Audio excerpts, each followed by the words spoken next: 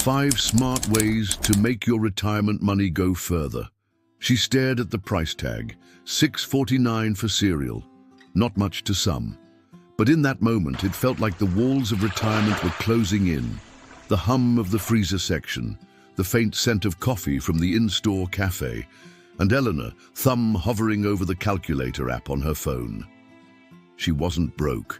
By all measures, she was exactly where a retired librarian should be: comfortable, secure, independent. So why did her budget feel like it was quietly bleeding out?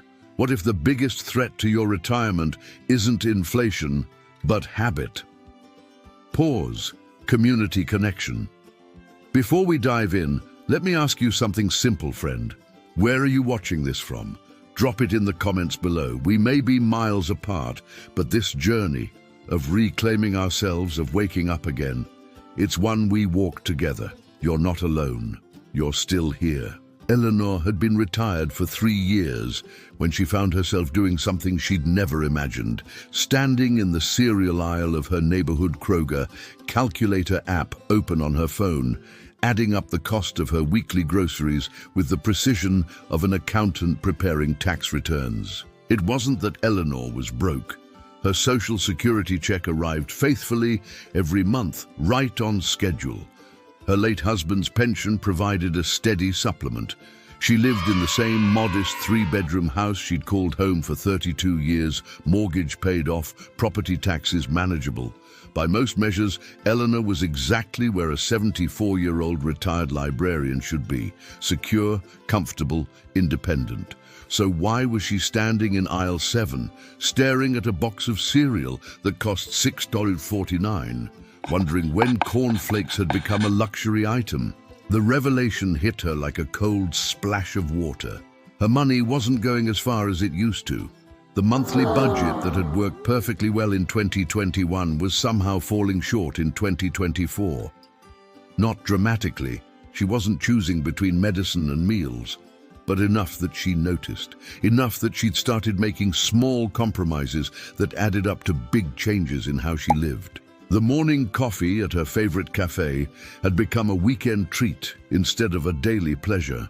Her subscription to the local theater had been quietly cancelled.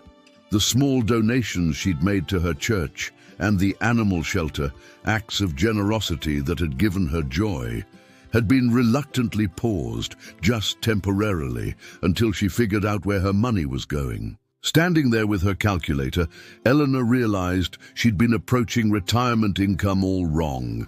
She'd been thinking like someone trying to preserve what she had, instead of someone who could actually make what she had work harder, smarter, more efficiently. That's when she remembered something her neighbor Frank had mentioned the previous month during their usual fence-line chat about tomato plants and weather patterns. Frank was 81, a retired machinist who somehow always seemed to have money for the things he enjoyed: season tickets to the local baseball team, weekly dinners at the steakhouse downtown, a small travel trailer that took him to national parks twice a year. "Eleanor," he'd said, deadheading his prized roses with the methodical attention of someone who understood that small, consistent actions create beautiful results. Retirement isn't about spending less money. It's about spending the same money more intelligently. At the time, she'd nodded politely and changed the subject to his spectacular tomatoes. But now, standing in that grocery store aisle, Frank's words echoed in her mind with the clarity of a bell. What if the problem wasn't that Eleanor needed more money? What if the problem was that she needed better strategies for making her existing money stretch further, work harder, and deliver more value for every dollar spent?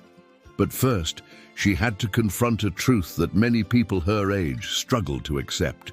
Strategy number 1, banking optimization, the $675 discovery.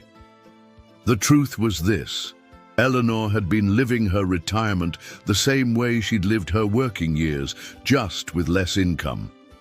She was using the same bank, the same insurance companies, the same service providers, the same shopping habits she'd developed over decades. She'd never questioned whether these choices still made sense for her new life circumstances. It was like driving the same route to work every day for 30 years, never considering that new roads might have been built, traffic patterns might have changed, or better alternatives might exist.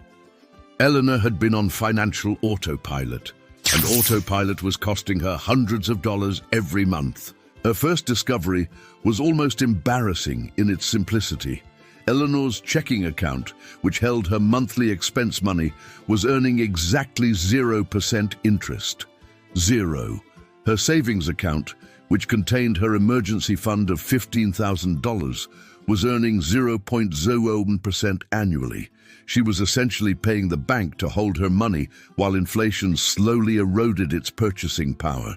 Meanwhile, her neighbor Frank had mentioned something about high-yield savings accounts during one of their conversations. Eleanor had assumed this was some complicated investment strategy beyond her understanding. A quick internet search revealed the truth. Banks across the country were offering savings accounts, paying 4 to 5% annual interest to anyone willing to open an account online or make a simple phone call. Eleanor calculated the numbers with growing amazement. Moving her $15,000 emergency fund to a high-yield account earning 4.5% would generate an extra $675 per year in interest income. Not life-changing money, but enough to cover 3 months of the grocery budget that had been causing her such concern. Strategy 1. Results: annual gain $675, time to implement 30 minutes online. Emotional benefit: end of grocery budget anxiety. Strategy 2. Insurance revolution, the $2,400 discovery. Her second discovery came from examining her insurance premiums. Eleanor had been loyal to the same insurance company for 27 years, assuming that loyalty would be rewarded with better rates or superior service. The reality was exactly the opposite. An afternoon spent on the phone with 3 different insurance companies revealed that Eleanor was paying nearly $200 more per month than necessary for identical coverage on her home and auto insurance. 27 years of automatic renewals and modest annual increases had gradually inflated her premiums far beyond competitive market rates. The savings were immediate and substantial, $2,400 per year that could be redirected toward the activities and experiences that actually mattered to Eleanor's quality of life. Money that had been disappearing into corporate profits could now fund her theater subscription, her charitable giving, and those morning coffees that brought her daily joy. Strategy 2. Results: annual savings $2,400. Time to implement 3 hours of research.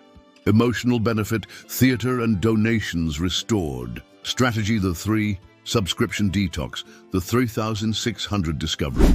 But Eleanor's biggest revelation came when she started examining her monthly subscriptions and recurring expenses with the detailed attention she'd once brought to cataloging library books. Like many people, Eleanor had accumulated subscriptions the way gardens accumulate weeds, gradually, without conscious intention, until they became an expensive tangle of services she rarely used.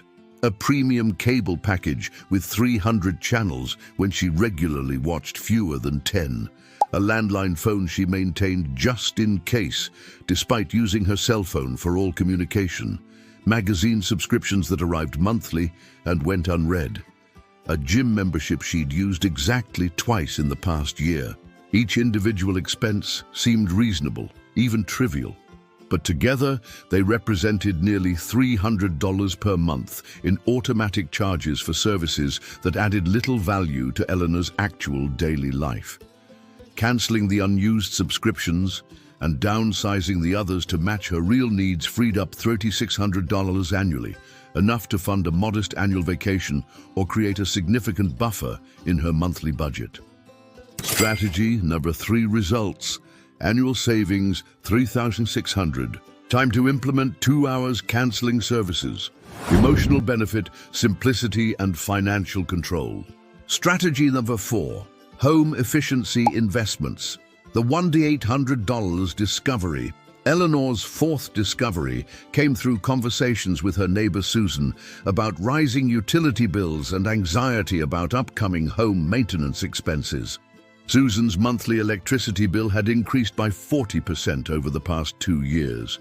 Not because she was using significantly more power, but because her utility company's rates had increased while her home's energy efficiency had decreased.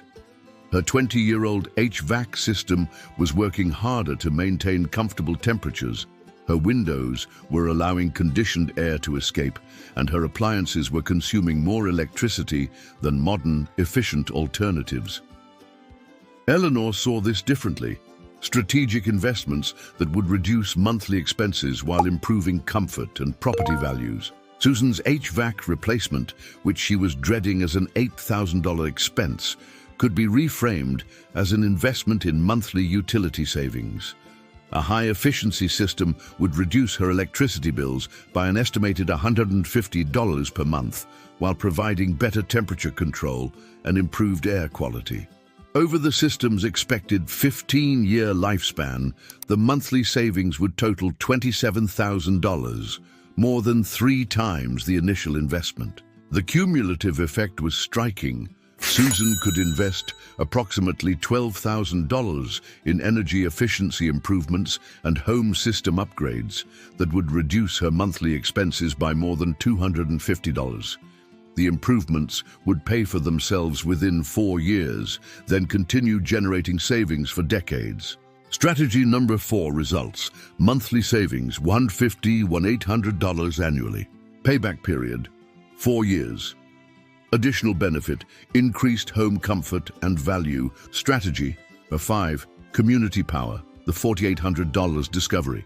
The fifth and most impactful discovery began with Frank's casual mention of his surprisingly robust retirement lifestyle despite a modest pension. Frank had mentioned that he and 3 neighbors had been sharing a landscaping service for the past 2 years, splitting the cost 4 ways while getting better service than any of them could afford individually. Eleanor was intrigued. How does that work exactly? Frank leaned against the fence post, his weathered hands gesturing as he explained. Well, we all need our lawns mowed, our shrubs trimmed, our leaves raked in the fall. Instead of each of us hiring different services or struggling to do it ourselves, we contract with one company as a group. They give us a better rate because we're a guaranteed 4-house job every week, and we pay about 40% less than we would individually. The concept was elegantly simple, but the implications were profound. Eleanor realized that Frank had discovered something revolutionary.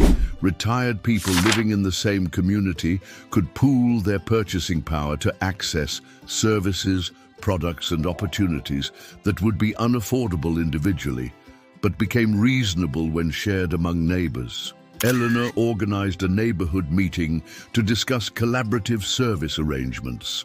12 households attended, representing retired couples and individuals who were all facing similar challenges. Fixed incomes that seemed to buy less each month, service costs that continued rising, and the gradual realization that many retirement expenses could be managed more efficiently through cooperation rather than individual consumption. Strategy number 5. Results: annual savings $4,800, various shared services. Social benefit: stronger community connections. Practical benefit: better quality services. The total numbers that changed everything.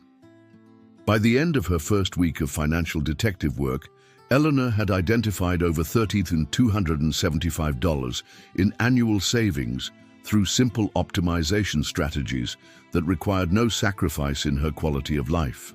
In fact, her life improved because she was no longer paying for services she didn't want or use. Total savings. Summary.